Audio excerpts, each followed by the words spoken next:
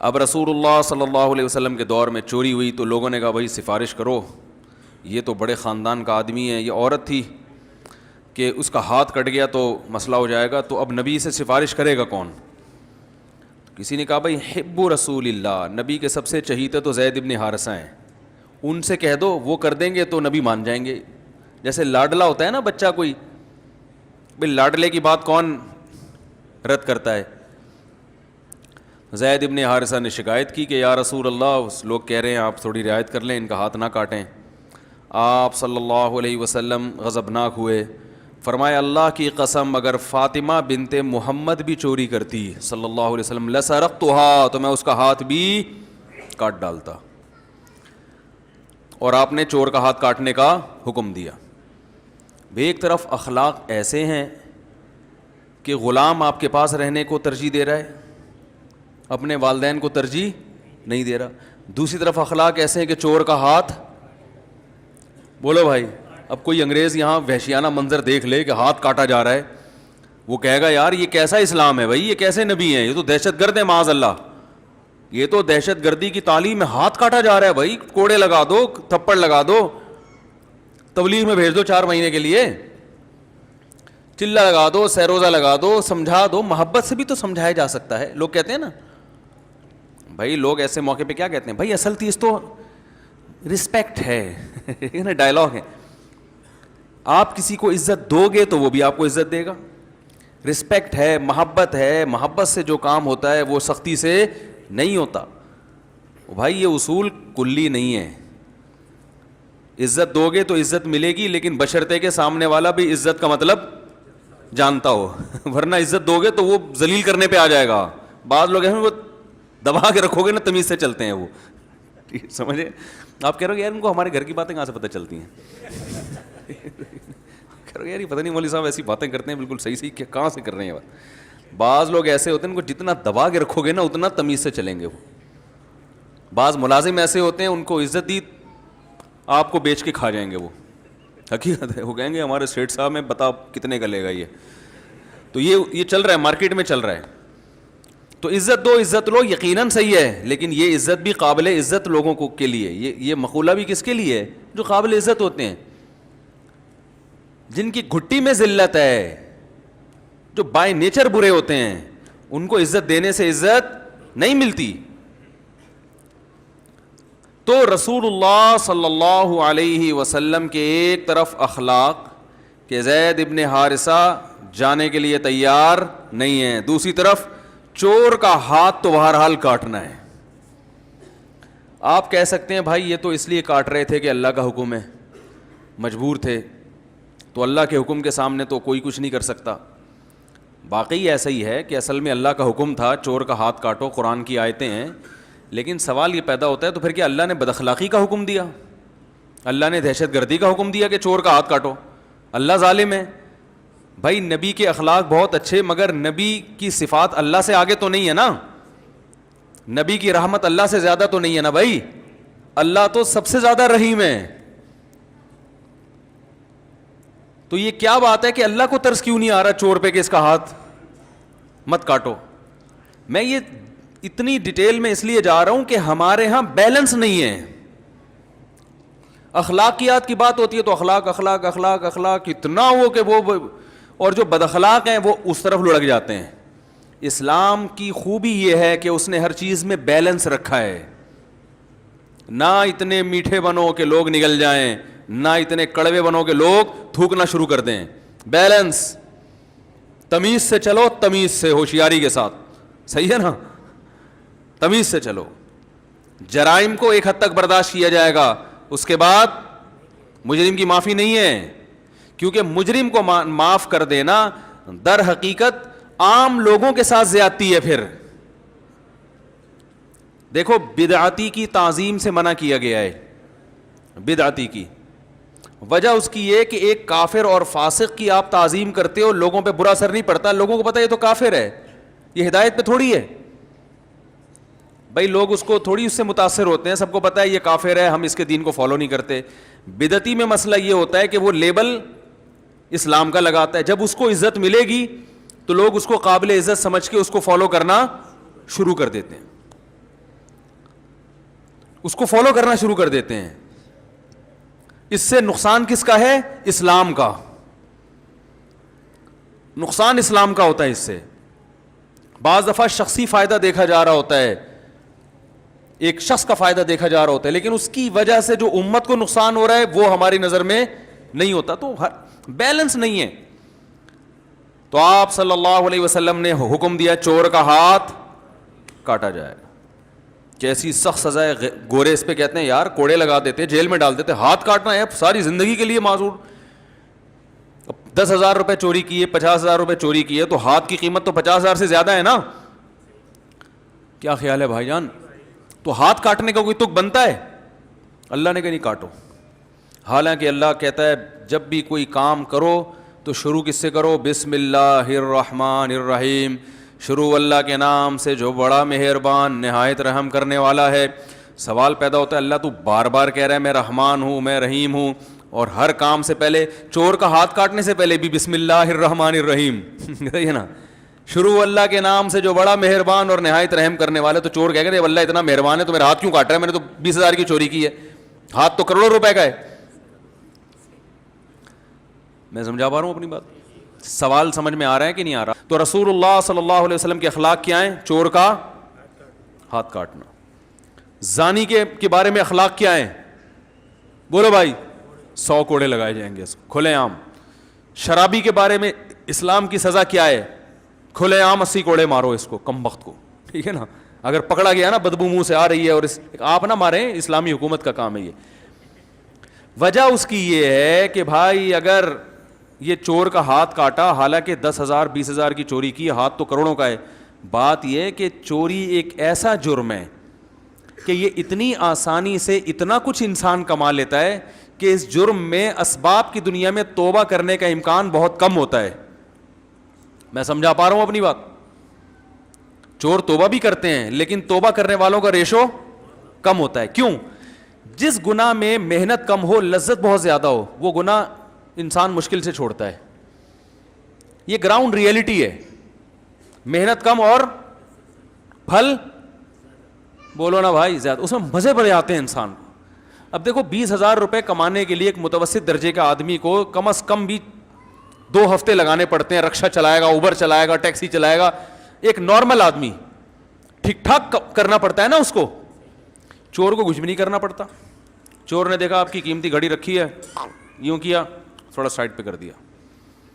پھر وہ حالات کا جائزہ لے گا. اس کو پتہ چلا نہیں پتہ چلا, چلو اٹھا کے جیب میں, چلو نکلو بھائی پتلی گلی سے. بس میں جا رہا ہے اور بھائی خیریت سے آپ جیب میں ہاتھ ڈالا, بیٹھے بیٹھے 1,000 روپے کما لیے.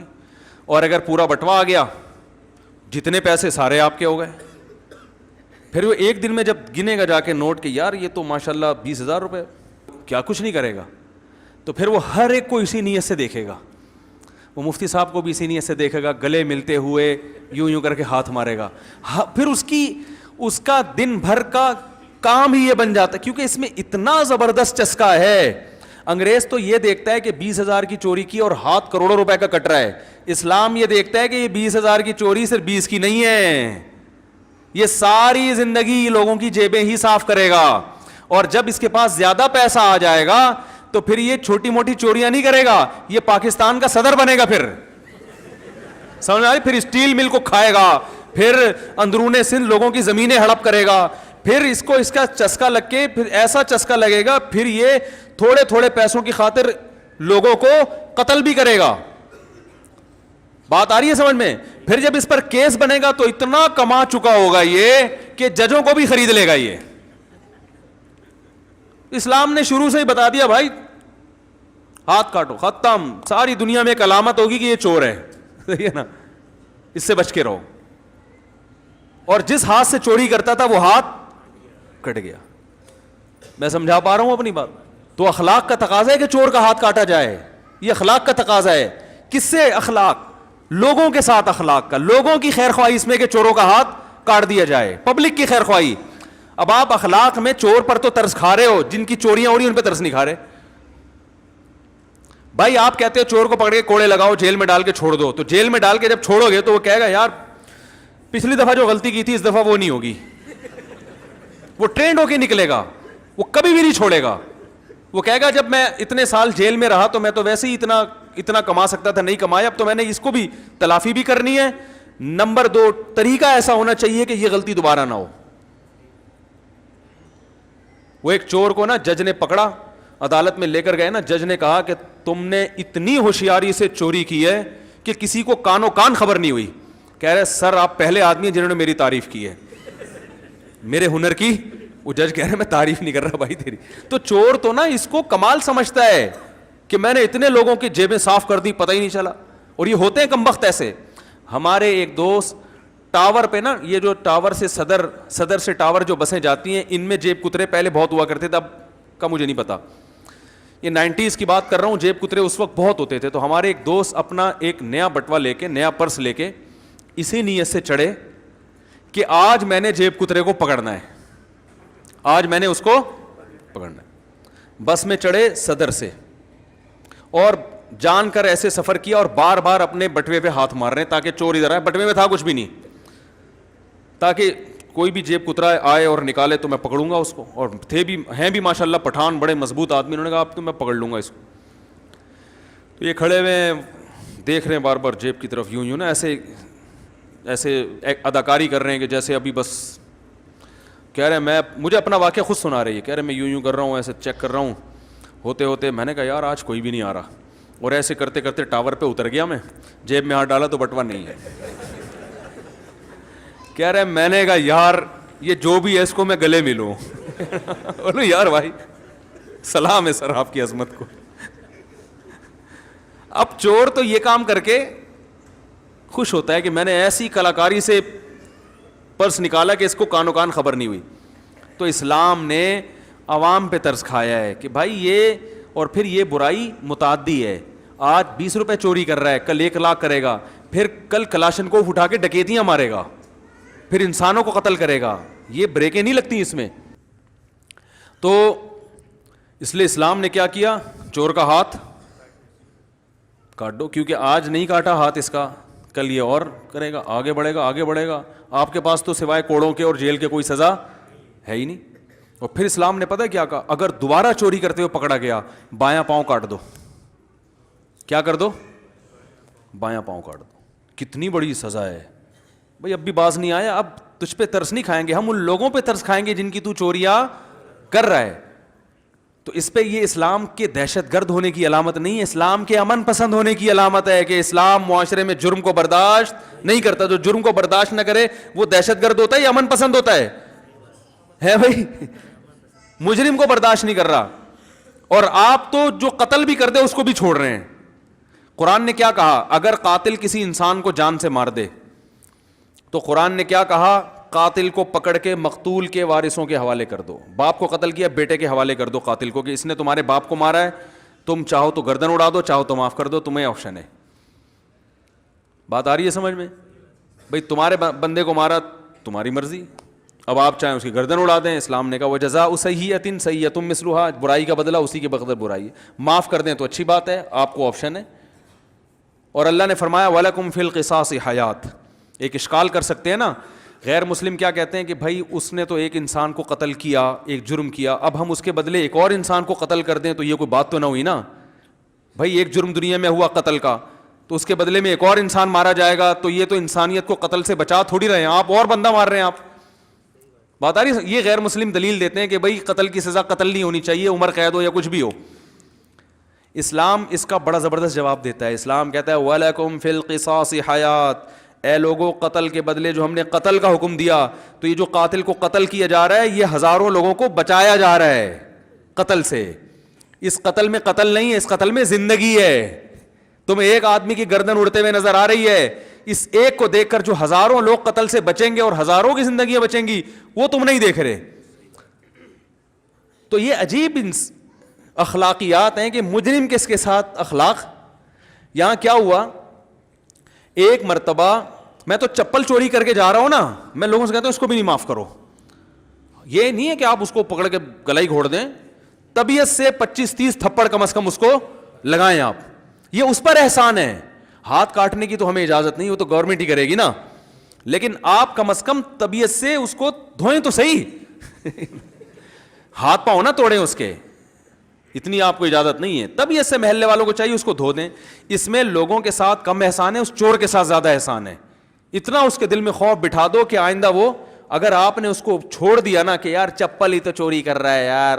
ایک صاحب مجھے کہنے لگے ایسے چپل چور پکڑا, میں نے کہا اس کو ذرا طبیعت سے نا دھو دھا کے اس کے اگلے پچھلے گناہ معاف کروا کے گھر بھیج دو. انہوں نے کہا یار ادھر لوگ, پھر سابق صدر کا حوالہ دیا, یار وہ جائیدادیں کھا گئے, ان کو کچھ نہیں ہوا, ایک چپل چور کو اس ملک میں مارا جاتا ہے. میں نے کہا بھائی اگر چپل چور کو اس ملک میں مارا جاتا ہوتا تو وہ بھی اتنے بڑے ڈاکو نہ بنتے. ان کو شروع میں چھوڑا ہے لوگوں نے, یار کوئی بات نہیں, بچہ ہے نا, گھنٹی بجا کے بھاگا ہے نا, کیا ہے, مرغی چرا کے بھاگا ہے نا, بچہ ہے نا. تو بھائی یہی بچے ہوتے ہوتے پھر آخر میں پاکستان کے پریزیڈنٹ بن جاتے ہیں, صدر بن جاتے ہیں. میں کسی مخصوص صدر کی طرف اشارہ نہیں کر رہا کہ آپ بولیں کہ وہ کون سا صدر بھائی, تو بھائی پاکستان کا بہت سارے صدر گزرے, ان میں سے کوئی بھی ہو سکتا ہے. تو اب اسلام نے کیا کیا ہے کہ اس میں بیلنس, تو چور کا ہاتھ کاٹنے کا حکم, ڈاکو کو کھلے عام لٹکانے کا حکم ہے, کھلے عام قتل کرو اس کو, ڈاکو کو. اس کی سزا چور سے, اچھا دایاں ہاتھ کاٹا جائے گا, پھر بایاں پاؤں کاٹا جائے گا. اب تیسری دفعہ چوری کرے تو کیا ہوگا, اس میں پھر فقہا کا اختلاف ہے, کیونکہ قرآن و سنت یہاں پر خاموش. امام شافعی کہتے ہیں دوسرا پاؤں بھی کاٹا جائے گا, لیکن امام حنیفہ کہتے ہیں کہ اب مزید ہاتھ پاؤں نہیں کاٹا جائے گا. وجہ اس کی ہے کہ دوسرا ہاتھ کاٹ دیا تو وہ مردوں کی طرح ہو جائے گا, اور قتل کی ہمیں اجازت, چوری پہ قتل کی سزا نہیں ہے, لہذا کوڑے ہی ہیں اس کے علاوہ. ٹھیک ہے نا, کہ بھائی تو اتنا, اول تو وہ کرے گا نہیں, اب ہاتھ بھی کٹ گیا, پاؤں بھی کٹ گیا, تو بیساکھی سے چل کے کہاں جائے گا, چوریاں محدود ہو جائیں گی. لیکن اب یہ ہے کہ اب اس کو اور مزید کوئی سزا نہیں دی جائے گی, کیونکہ جو چیزیں کٹنے کے لیے کچھ بچا ہی نہیں ہے اب اس کے پاس. دوسرا پاؤں بھی کاٹ دیں گے تو وہ کہتے ہیں وہ تو موت, مردہ کی طرح ہو گیا نا, دونوں پاؤں کٹ گئے, دونوں ہاتھ کٹ گئے. تو اسلام نے مارنے, قتل کرنے کی اجازت نہیں دی. یہ مقتول تو نہیں ہے لیکن مقتول کی طرح ہے. لیکن یہاں تک نوبت آتی نہیں ہے, یہاں تک تھوڑی کسی کی نوبت آئے گی.